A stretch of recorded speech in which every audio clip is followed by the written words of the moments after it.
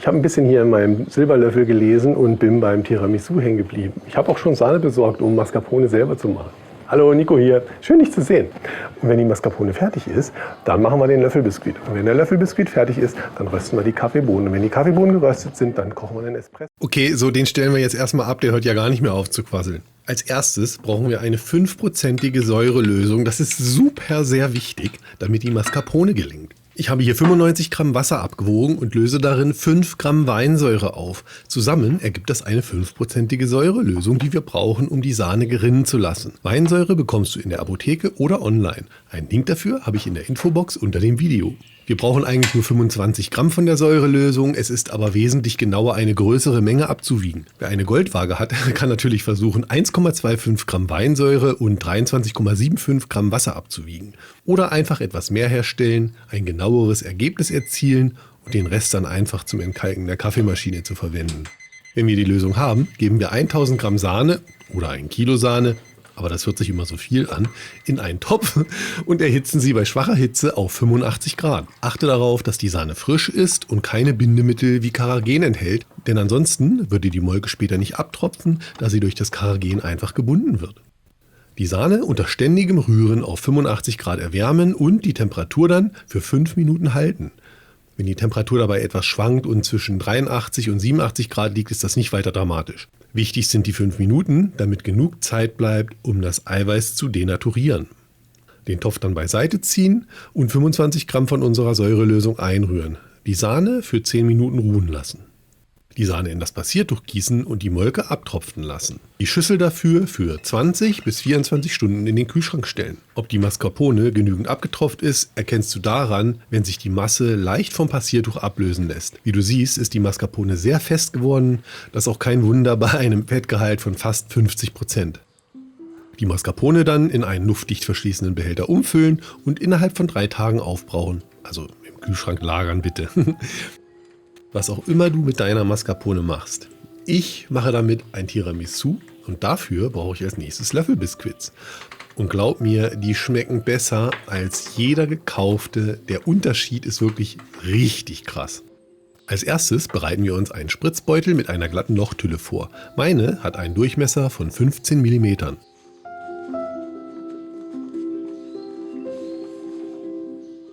Dann die Schale von einer halben Zitrone fein abreiben und mit 90 Gramm Zucker und einer Prise Salz vermischen. Den Backofen schon mal auf 180 Grad Umluft vorheizen und 2 Backbleche mit Backpapier belegen. Wir brauchen 4 Eier Größe M. Die Eier trennen wir, verwenden aber nur 3 Eiweiß davon und alle 4 Eigelbe. Das sorgt nämlich für eine schöne Farbe. Das Eiweiß in eine Rührschüssel geben und zu festem Eischnee aufschlagen. Wenn der Eischnee zu schäumen beginnt, 45 Gramm von der Zuckermischung mit Zitronenschale dazu rieseln lassen. Das ganze Rezept gibt es natürlich noch einmal zum Nachlesen auf meiner Homepage. Der Link dafür ist hier unterhalb vom Video in der Infobox.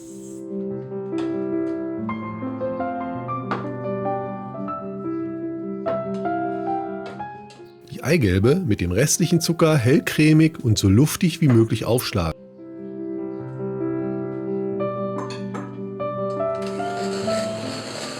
Das dauert natürlich etwas länger, als ich es hier zeige, so ca. 3 bis 4 Minuten.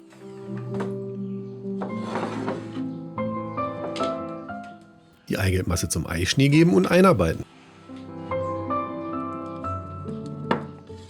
Behutsam bitte, damit die Masse schön luftig bleibt.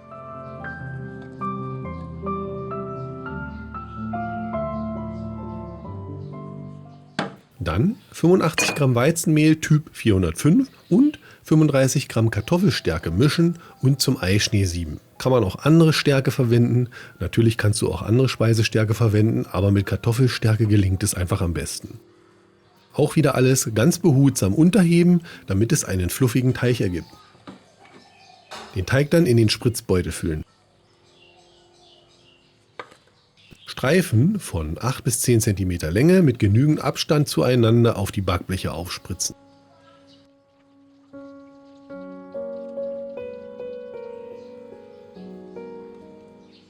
Die die Teigstreifen mit 30 Gramm Puderzucker, also mit insgesamt 30 Gramm Puderzucker, nicht jeden einzelnen abstäuben und dann mit 30 Gramm Zucker bestreuen. Also auch wieder nicht einen mit 30 Gramm Zucker, bitte. Das Blech in den Ofen schieben, zweite Schiene von unten und die Löffelbiskuit in ca. 10 Minuten goldbraun backen. Schau aber nach 8 Minuten ruhig schon mal danach, nicht dass sie zu dunkel werden, das geht nämlich ganz schnell, wenn der Zucker karamellisiert. Dann herausnehmen und auf einem Gitter abkühlen lassen.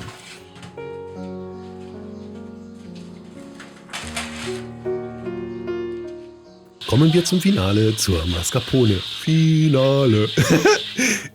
Ich röste meinen Kaffee ja selber. Und ja, ich weiß, das ist total übertrieben, aber es macht unheimlich viel Spaß. Lecker ist es übrigens auch noch. Sehr lecker sogar. Wir brauchen etwa 180 Milliliter starken Mokka oder Espresso oder super starken Kaffee. Den Mokka dann in eine Schale füllen und abkühlen lassen. Okay, das ist jetzt super wichtig. Nimm rechtzeitig alle Zutaten aus dem Kühlschrank. Alle Zutaten müssen die gleiche Temperatur haben, nämlich Zimmertemperatur oder Raumtemperatur. Nenn es wie du möchtest. Also 20, 25 oder 30 Grad, aber nicht 5 Grad direkt aus dem Kühlschrank. Denn sonst gerinnt die Creme, die wir gleich machen. Und dann hilft nur noch umständliches Aufwärmen über einem Wasserbad. Glaub mir, der Nico kennt sich da aus. 4 Eier trennen und die Eiweiß zu festem Eischnee aufschlagen. Die Eigelbe zusammen mit 150 Gramm Puderzucker zu einer hellen, sehr luftigen Creme aufschlagen. Wenn du keine rohen Eier verwenden möchtest, dann habe ich hier oben mal einen Link in der Ecke, wie du deine Eier mit Sous-Vide pasteurisieren kannst. Wenn dir das Video gefällt, sei so lieb und lass mir ganz kurz einen Daumen nach oben da. Das hilft mir nämlich unheimlich, weil dann wird das Video nämlich auch anderen angezeigt. Dankeschön! 400 Gramm Mascarpone mit der Eigelbcreme glatt rühren, dann den Eischnee unter die Masse heben. Ich wiederhole mich, achte darauf, dass dabei alle Zutaten Raumtemperatur haben. Vor allem die Mascarpone braucht sehr lange, bis sie Raumtemperatur hat. Also nimm sie unbedingt rechtzeitig aus dem Kühlschrank bitte. Die Hälfte der Löffelbiskuits nach und nach im Espresso oder im Mokka oder im starken Kaffee tränken und auf dem Boden der Form verteilen. Die Hälfte Mascarpone-Creme darauf geben und dann restliche Löffelbiskuits im Espresso, Kaffee oder Mokka tränken und auf der Mascarpone-Creme verteilen.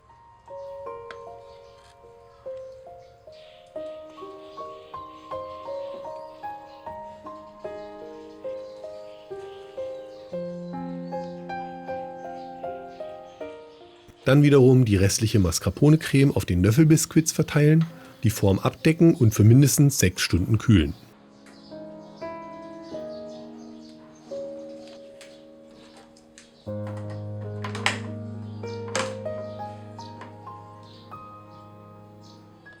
Erst kurz vor dem Servieren mit Kakaopulver abstäuben. Und wenn dir jetzt auffällt, dass diese Schale voller ist als die zuvor, dann liegt das daran, dass die Menge entweder für eine große Form oder eben für 2 kleine Formen reicht, so wie ich das gemacht habe. Tada, das Tiramisu ist fertig. Hat nur 3 Tage gedauert. Und aus dem Grund fackel ich jetzt auch gar nicht lange, sondern probiere erst mal, um dir dann sagen zu können,